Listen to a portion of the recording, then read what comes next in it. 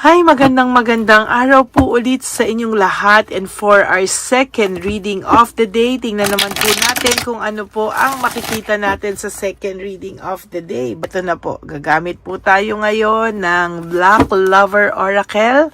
Tingnan po natin kung ano po ang makikita ngayon natin dito sa ating second reading of the day. But I hope na napanood nyo na po yung ating first reading of the day.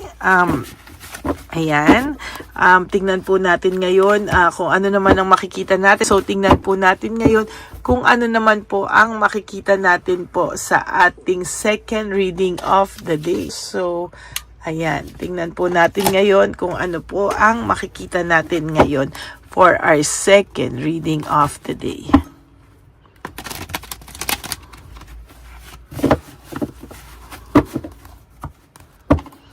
Okay. You are too nice. I don't deserve your kindness, no? May mga times po na nalulungkot din ito. May mga times din po na itong taong to ay nakukonsensya. May mga times po na itong taong to ay nahimasmasan. May mga times po na alam niya sa sarili niya na siya ang nagkasala. Though kahit na mataas po ang pride nito, alam niya po sa sarili niya na siya po ang may kasalanan sa inyo, no? Marami pong painful memories na naibigay itong taong to sa iyo, no? Sa dami po ng magagandang bagay na nagawa mo sa kanya, pero ang ipinalit niya daw po sa iyo ay painful memories, no? Ang sabi nga po dito, no, talagang napakasaklap daw po ng mga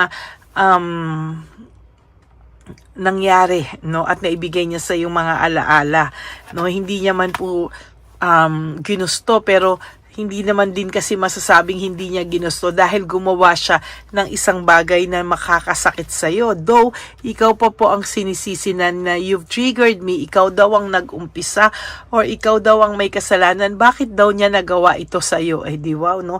Ikaw pa ngayon ang may kasalanan. No? Parang itong taong to talagang parang hirap po siyang umamin na meron siyang kasalanan. Parang hirap po siyang umamin na sa kanya lahat ng galing ang lahat ng ito, no? Sabi niya nga, life without you is hopeless, dark, and depressing. I miss your light. Namimiss ka naman talaga ng taong ito. It's just that mataas po talaga ang pride nito, no? Hindi niya po alam kung ano po ang kanyang gagawin. Hindi niya po alam kung hanggang saan po siya, no? Pero talagang malungkot po ang taong ito at hindi niya po alam kung ano po ang kanyang gagawin. Sabi niya nga, I don't know who I am anymore. Hindi niya po alam kung sino na ba talaga siya, kung ano na ba talaga siya, kung bakit niya nagawa sa iyo ang mga bagay na to. Minsan nagtataka din siya na masaya naman kayo, okay naman kayo, pero bakit daw nagawa niya ito lahat sa iyo? Hindi ka din po mawala-wala sa isip ng tao ngayon na to, no? I can't stop thinking about you. Hindi rin po siya makawala sa alaala mo o hindi rin siya makawala na maisip ka po niya, no? Sa totoo lang po, ikaw ay naiisip niya at talagang naguguluhan po siya sa mga nangyayari ngayon sa kanya. Sabi niya nga, I can't come to you right now. Hindi lang daw po siya makapunta sa iyo, pero sa totoo lang po ay gustong-gusto niya rin pong lumapit sa iyo, gustong-gusto niya rin pong makipag-usap sa iyo, pero ayan po, no, hindi niya po kaya, no, na makalapit sa iyo. Maybe because of too much pride, hindi niya rin po masabi sa iyo what is the truth, no? Parang wala po siyang lakas ng loob sabihin sa iyo ano po yung mga totoo, no? Ano po yung mga katotohanan dito, no? Hindi niya po alam. And sabi niya, gusto niya man aminin sa'yo, pero sabi niya, I don't know where to start. Hindi niya rin po alam kung saan siya magsisimula lumapit sa'yo. Hindi niya po alam kung papaano o saan. I can't promise you anything. Sabi niya, hindi siya makapag-promise sa'yo na kahit na ano. So, hindi rin siya makalapit sa'yo kasi parang useless. Wala naman din siyang maipapangako sa'yo. Kahit isip siya ng isip sa'yo, kung wala naman din siyang maipapangako sa'yo, hindi niya rin alam saan siya magsisimula. So, ito yung mga reason bakit hindi siya makalapit sa'yo. Ito yung mga bagay na, o rason niya, bakit hindi siya makalapit sa'yo. Kasi wala pa siyang maipangako, pero takot din siyang tuluyang kang umayaw sa kanya, tuluyang kang tumalikod din sa kanya. Parang ang pakiramdam niya, siya lang ang pwedeng tumalikod sa'yo, pero ikaw hindi ka pwedeng tumalikod sa kanya, which is really, really, really unfair, 'di ba? Ayan ang pakiramdam niya, hindi rin po siya makamake ng desisyon, ano? Parang sa kanya, hindi niya magawa ng desisyon ang lahat ng bagay, no? Nahihirapan po siya. And to tell you honestly, hindi niya rin po alam bakit daw ganyan ang pakiramdam niya, bakit siya nahihirapan. And sa totoo lang, namimiss ka din po niya talaga, no? Parang, walang araw naman na hindi kanya inisip, pero I can talk to you right now. Parang hindi siya makalapit sa'yo, hindi kanya makausap because of too much pride and ego na wala rin siyang maipangako sa'yo. Hindi rin niya alam ano bang ipapangako niya sa'yo, anong sasabihin niya sa'yo. Alam naman niya sa sarili niya na hindi basta-basta yung pinagdaanan nyo, no? Kaya siya talagang dinadaan niya lang sa pag-iisip niya, no? Pero kung puso ang dadali nito, kung puso pa rin ang paiirali nito, matatalo siya, no? Kaya takot po talaga ito sa rejection, ano? I'm scared of rejection. Ito yung mga pakiramdam niya, bakit hindi siya makalapit sa'yo. Ito yung mga pakiramdam niya, bakit hindi niya makuhang humingi ng tawad sa'yo. Kasi takot siyang ma-reject dahil alam niya po na, alam niya po kung gaano ka nasaktan, alam niya po kung gaano yung impact sa'yo ng ginawa niya, alam niya po lahat yan, kaya natatakot siya. At alam niya po ang mga bagay na yan ay hindi po madaling makalimutan at mapatawad. Ano? Emotions overwhelm me. Sabi niya, talagang araw-araw sa ginawa ng Diyos, ito po ay aligaga, ito po ay balisa, ito po ay hindi nakakatulog. No? So kung may mga araw na hindi mo naiintindihan bakit hindi ka nakakatulog o gising ka kaagad, it is because hindi ka po niya nakakalimutan, palagi ka po niyang iniisip, no? And sabi niya nga, kung mababalik niya lang daw lahat, i-handle niya kayo ng iba, no? Mas iingatan kanya, mas baka hindi niya na ulitin yung mga ginawa niya. Pero dahil sa nagawa na niya ang mga ito, takot siyang lumapit sa iyo, sa totoo lang. Pinalabas niya kasi na ikaw pa yung nanakit sa kanya, they have hurt me, no? Ikaw pa raw yung nanakit sa kanya, no? Ikaw pa daw yung may kasalanan, ikaw pa yung nag-trigger sa kanya, no? And sabi niya, baka hindi ka na rin niya kayang mapasaya dahil sa lahat ng ginawa niya sa'yo, baka hindi mo na rin daw kayang sumaya na siya yung kasama mo. Marami itong pag-a-assume, no?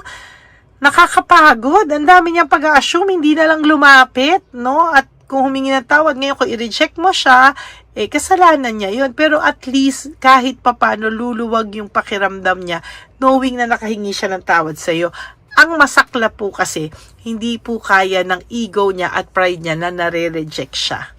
No, ngayon ang pakiramdam niya sa iyo, medyo matigas ka na rin eh. No, medyo matigas ka na rin eh. And sabi niya, these feelings are eating me alive. Talagang sabi sa inyo, araw-araw hindi niya rin po kinakaya na ganyan po ang pakiramdam niya, no? Naguguluhan siya, magulo ang pakiramdam niya. And nilet go ka niya kasi gusto niyang hanapin din yung sarili niya na ano ba talagang gusto niya sa life, no? Bakit hindi siya laging kontento? Bakit lagi siyang may hinahanap? Bakit hindi niya alam kung ano ang gusto niyang gawin sa buhay niya, no? And sad to say, hinohold lang po nito yung totoong pakiramdam niya sa'yo o yung totoong feelings niya sa'yo because nahihirapan po siya dahil sa kanyang, sa taas ng talaga ng pride and ego nito, nahihirapan po siyang aminin kung ano man po ang kanyang gusto. No? I feel lonely. Siya, may kasalanan niya. Bakit siya nalulungkot? Siya rin naman po ang nagpapalungkot sa sarili niya eh. Wala namang ibang sisisihin kung hindi siya. Siya rin po ang nagpapalungkot sa sarili niya and ang dami-dami niya pong drama instead of asking for forgiveness instead of saying sorry for hurting you, sorry sa lahat, pero anong ginagawa niya? Talagang, ayan, ganyan at ganyan pa rin, no? And ang buhay nito ay nasa mess right now. Sobrang gulo. Sobrang gulo ng buhay niya at hindi ka pa rin naman niya ma-let go, no? Totally, lagi ka niya naiisip kaya hindi ka nakakatulog, hindi ka po maayos, no, sa gabi, hindi ka makatulog, aligaga ka most of the time, parang pakiramdam mo ang lungkot. Ngayon ngang Holy Week, feeling mo ang lungkot. Pero it is because of his or her energy. Energy niya na po ito. And this is not about your energy anymore. This is about the person's energy and not your energy. No? Maniwala po kayo kasi I am an energy master. Ramdam ko po sa tarot cards, sa energy niya, no? Ramdam na ramdam ko po yung aura niya sa totoo lang. And yun po yung hindi niya makuha sa kanyang sa sarili niya, no? Sabi niya, ayan, no, I cry at night. Talagang sa gabi siya, hindi literal na umiyak, pwedeng lungkot na lungkot, or dun sa gabi niya, naiisip yung feeling alone, feeling lonely, feeling so miserable, feeling yung buhay niya ay talagang walang direksyon, masakit, masaklap. And kasalanan niya po yan eh. Anong pakiramdam niya? Wala namang ibang makakaintindi sa kanya kung hindi ikaw. No? Iba pa din daw yung pinagsamahan nyo at iba pa rin daw talaga yung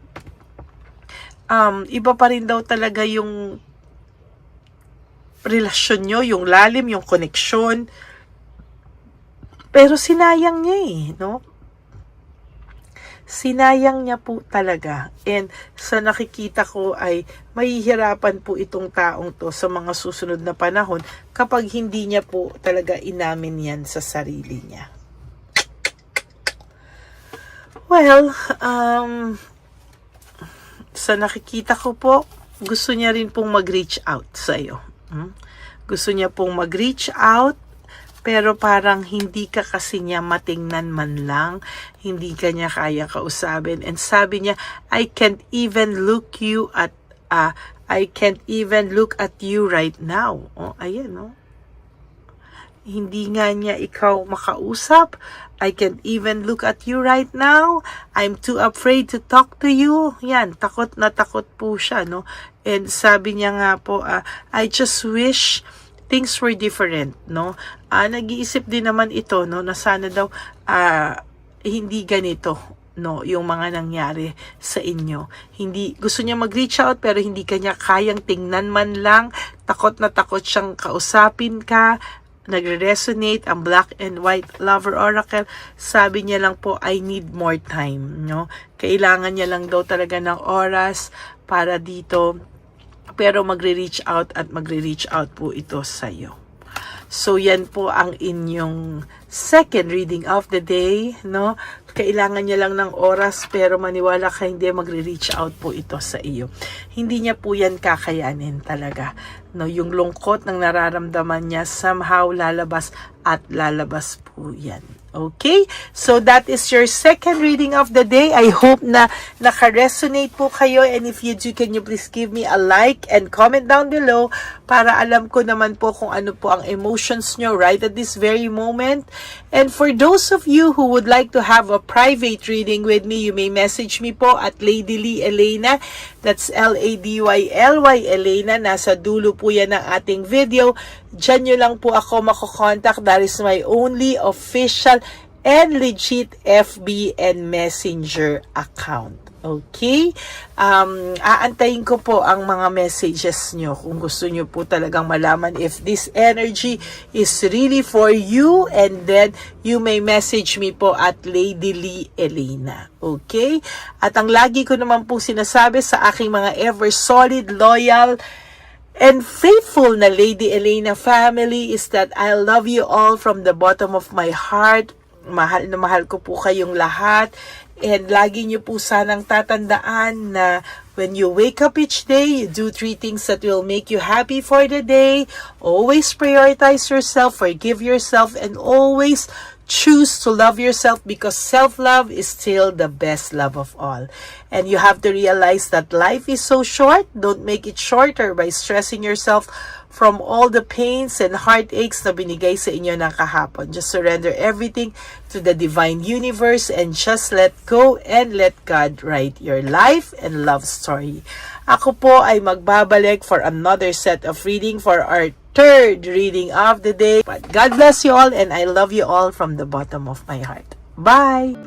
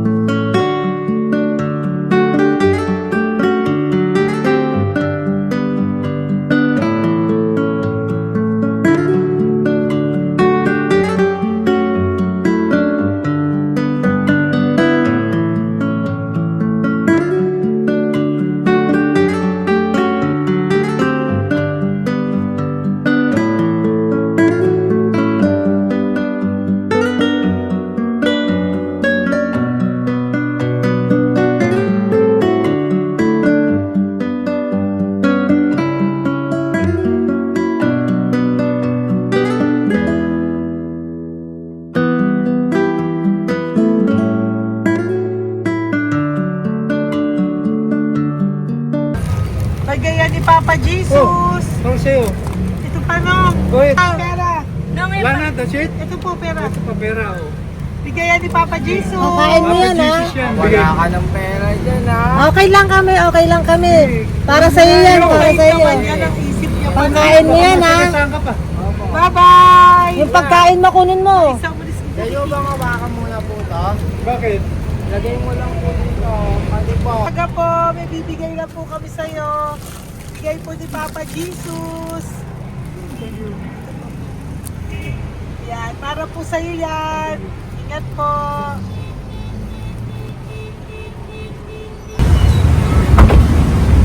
Magandang tanghali po.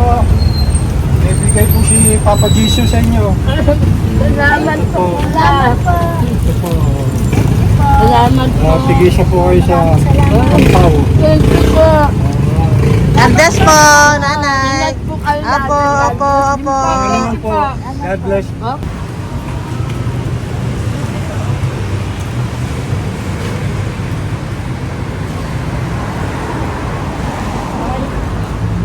Bigay po ni Papa Jesus sa inyo. Maraming salamat po. Ito po. Si Papa Jesus. Salamat. God bless po. Pagkain mo po yan, ha? Tayo ka ba nandyan? Po, hindi po. Dito po, nanatimbahan po. Ah! Sa Music Ministry. Doon ka nakapwesto. Opo. Sige po, bye po. Number po, ingat.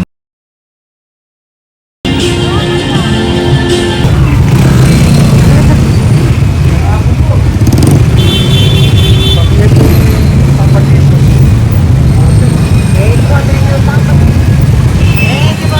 Thank you po, bye po. Meron pa eh. Bigay po ni Papa Jesus. Salamat po. Yun.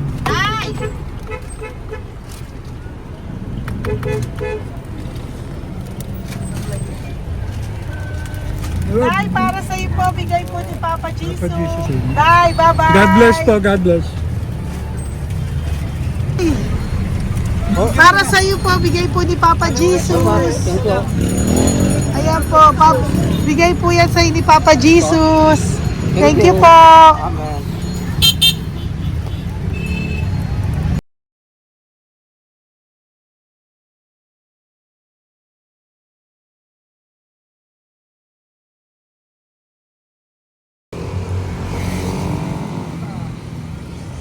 Bigay ni Papa Jesus. Tayo pagkain aso ko ah. Madami mong aso, kuya. Alaga mo lahat yan? O, nagkait. Kuya, size yan. Nasaan yung iba? Kalagala. Ay, talaga? Salamat po. Kalagala ko. E, paano pagkain yan, kuya? Saan mo kinukuha? Sa tambay ko. Lahat. Ang dami. Ang dami niya pong aso. Oy, ang daming aso ni kuya. Size. May nagbibigay sa inyo pagkain. Nangangalakal ako. Okay po. Tapos, Hayaan mo kuya, pag nadaan ako, bibigyan kita ng dog food dito, ha? oo. Dito ka lang ba lagi? Dito ako nagtutulog. Okay po, sige. Okay po. Marami din akong aso sa bahay, eh. Salamat po. Okay po. Isa. Kuya, pangkain mo yan, kuya.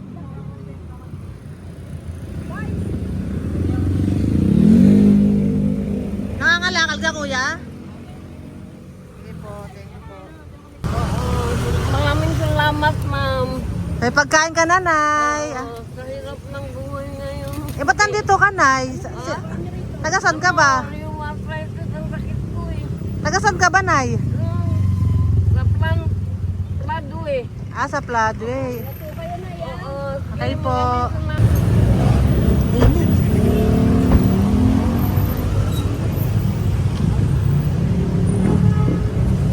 Nay!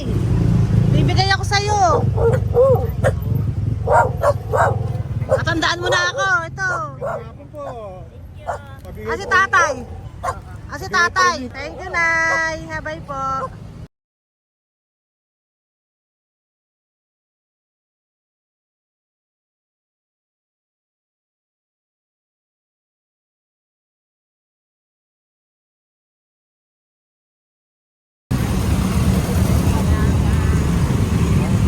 God bless, Nay. Thank you po.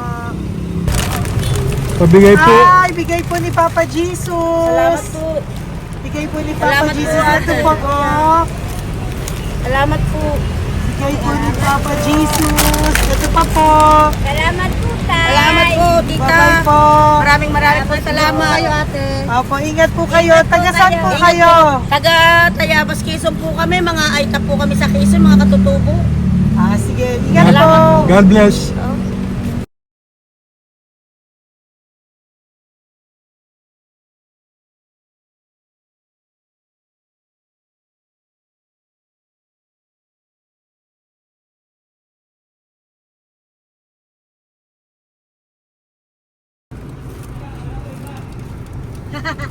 Tay, Tinatawag niya bigay po ni Papa Jesus. Thank you po.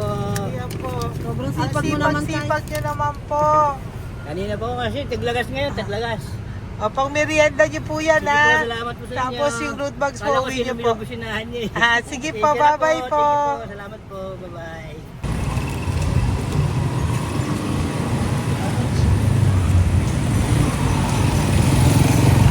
Brother.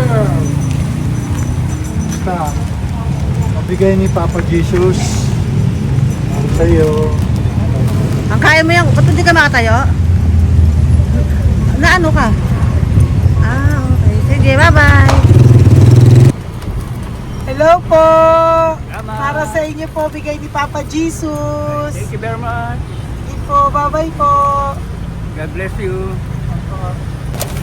Tay! Magandang hapon po. Bigay po ni Papa Jesus. Ito pa po, Tay. Para sa inyo po. Bye-bye po.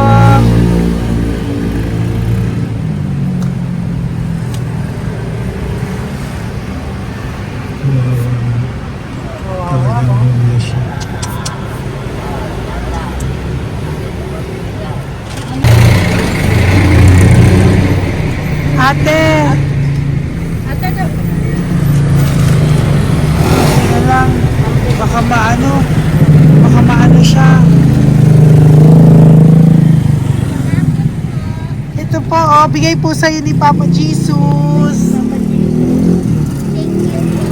Ito pa po, oh, pera po. God bless po. Okay, saan ka po? Sige, ingat ka po, ah. Hello po, magandang hapon po. Ano po? Bigay po sa'yo ni Papa Jesus. Thank you, madam. Tsaka ito pa po, para po sa'yo. Salamat. Thank you po. Ingat po. Thank you, ma'am. Sige po. Salamat. Akala ko, ma'am, bibili. Ay, hindi po. Para sa iyo po yan. Bye-bye Thank you, po. ma'am.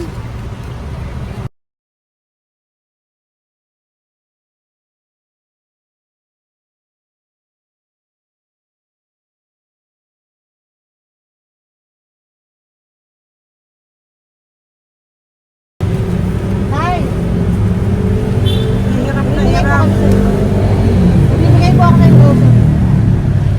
Hirap na hirap Dito siya. po tayo dito sa kabila. Hindi mo siya lies pa yan. Kawawa naman. Tay, magandang araw po. Lord. Bigay po ni Papa Jesus. Ay, ito po, ano, pandagdag po. Ang dagdag po. Bigay po ni Papa Jesus.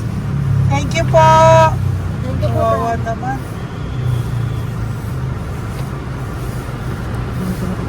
Diyos ko, hindi na siya makaano po. Ano? Ang tama na itatawagin lahat. Ano kami yun, nanginginig ko lang. Siyempre, ang bigat niyan.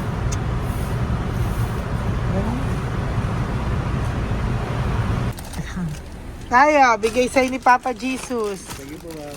Ayun yung palinis po, ma'am. Hindi na po, okay na Thank you po. po. Ito po. Thank you ma'am. po. Thank you, sir.